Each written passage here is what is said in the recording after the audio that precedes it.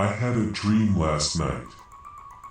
I was still on the floor of the circular room, listening to the creature call for me to release it. The symbols on the walls seemed to move rapidly, forming glyphs and words that I couldn't understand, but felt the thing in my brain slowly begin to break it down to rebuild it again. As I closed my eyes to try and drown out the pain, I heard a loud bang. I quickly sat up and watched in horror as the door bent and cracked as it was hit over and over again. It sounded like hundreds of fists were pounding on the door all at once before, with a deafening crash, the door caved in. I noticed this door no longer led to the hallway where the smoke beasts were. Just beyond the door frame lay the steps to the basement. I looked quickly for the creature that had just broken down the door. All I saw, though, were the steps leading down into the inky black abyss that made up the basement. I tried to back away from the door, but I felt the thing in my head lock my body into place, forcing me to present myself before whatever just broke the door down. I tried to look away, but my eyes were kept open. I saw movement. It was quick. I thought it was my imagination, but I kept seeing it. The darkness was moving. It was not a shadow, but the form of the beast as it slowly moved its way from its prison. It crawled towards me. No, it walked, ran, flew. It appeared before me. I saw it do all these simultaneously, and yet none of these at the same time. The darkness towered over me. I tried to see what it looked like, but just as its shape started to form, I woke up. I woke up with a gasp, trying to inhale as much oxygen as I could. It felt like all the air had been sucked from my lungs. I tried to breathe, but it felt like there was a weight pressing down on my chest, only allowing me small gasps.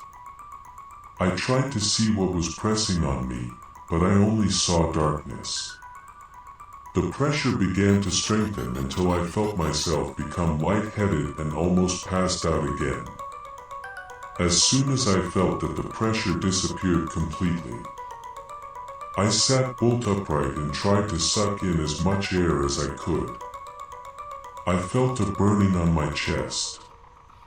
I looked and saw that in the middle of my chest, burned through my shirt and onto my bare skin, was a symbol. It was a crescent shape connected to a stalk with two lines coming from it. I immediately thought it looked kind of like a flower, but my mind gave me the image of what it truly represented. A being. The being from my dream. The being in the basement. Its form constantly shifted and changed. It had hundreds, maybe even thousands of forms. I watched as its form shifted. I saw it interacting with beings. My mind broke just attempting to comprehend them. I felt blood begin to leak from my eyes and nose as I was forced to witness its life. Millennia. Eons. A number of years that humans could never comprehend writing, let alone attempting to imagine living. I felt the blood vessels in my eyes burst as the strain in my brain became too great. I heard it whisper to me again from the basement. Help me, come to me, help me, find me, help me, release me. The words echoed all around me. I was left deafened by them, and yet I still heard those words repeating over and over and over again. I crawled towards the door, hoping to escape this room. I wanted the monsters outside to take me and kill me before this being, this god, finally destroyed my essence and consumed me. I reached for the handle and realized in pure dread and horror that the house had changed again. The door handle I touched was no longer the one that took me to the hallway. I immediately recognized the door to the basement.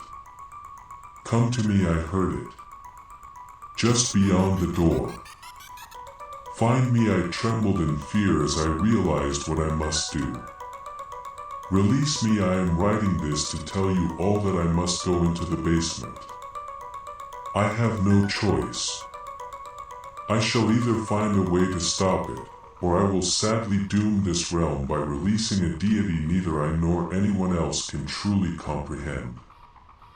If I can stop it, I will attempt to let everyone know. However, I have accepted this as mine and everyone else's." End.